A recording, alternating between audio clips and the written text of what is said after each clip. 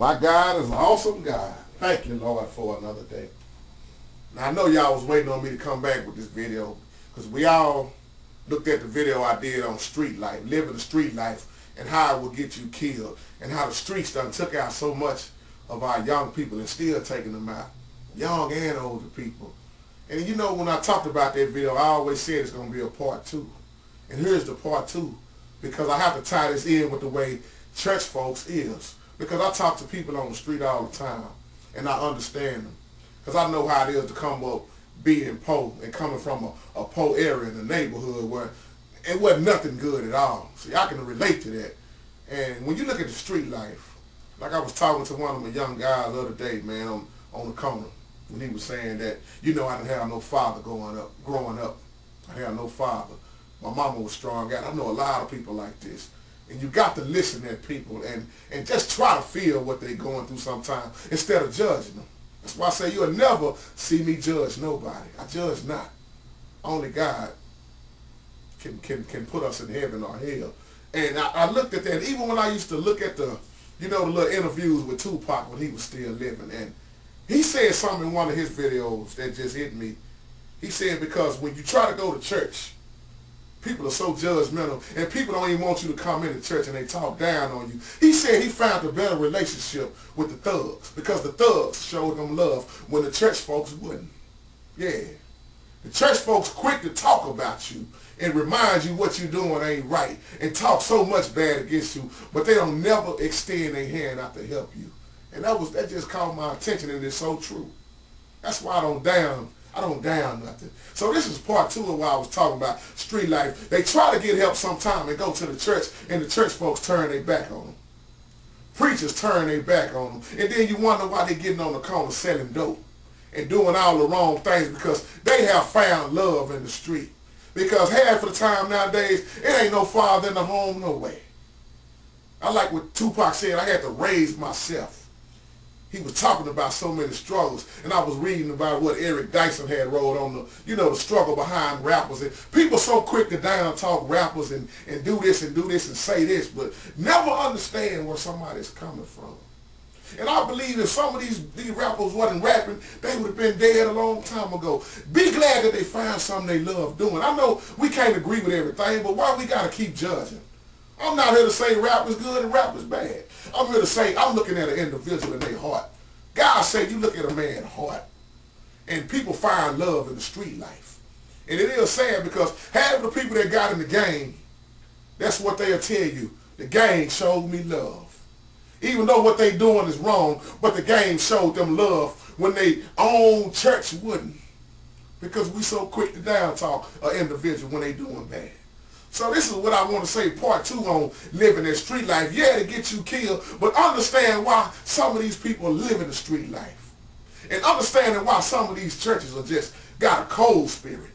They don't even want you in, like my man said the other day, Minister Robinson, if you ain't got on this, if you look in a certain way, church folks, down talking you. Let a young man come into church. He don't have nothing, if he don't even have nothing else to wear with his jeans on and a plain old white t-shirt and some Jordan shoes on or something with a do-rag on his head. You looking at him crazy. But not knowing that young man might be coming out crying out for help, crying out for love. And we done already turned our backs on him because of the way he looked. Oh, he's a thug. She's a prostitute. You can't, we're so judgmental. And this judging is just, it's never going nowhere. So when people turn into the street life, try to understand why. It's hard to grow up in the house without your father. Just like when I growed up, all I saw was negative stuff. Me and my brothers, all we saw was negative stuff. We saw how it was to stick needles in your arm. We saw the crack bags. We saw the dope. We saw the guns. We saw the shooting, the drugs, the stealing, the robbing. You name it, it was going on in my neighborhood. Yeah.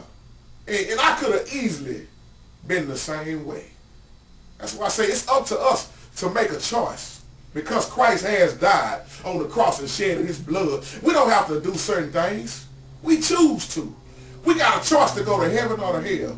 And it's saying that so many church folks acting like they trying to send somebody to hell because of what they have done.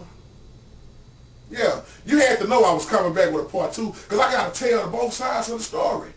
Yeah, if you live in that street life, you can get killed easily. We already know what that life will wind up being. But also understand why people live the street life.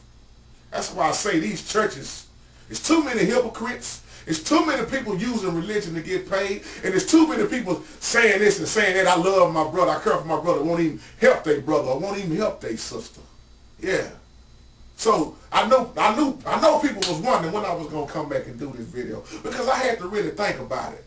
Because I put myself in their situation. I just choose not to live the wrong life. But some of these people don't know what the right life is. When you grow up in a neighborhood and you see wrongdoing since you was a kid, you don't change overnight. Yeah. So I understand the thug life. I understand why people do what they do. That's why I'm not here to talk bad about it. I might talk on a topic, but I don't talk bad about a person. Because I look at their heart. And believe it or not, it's so many thugs, drug dealers, and pimps.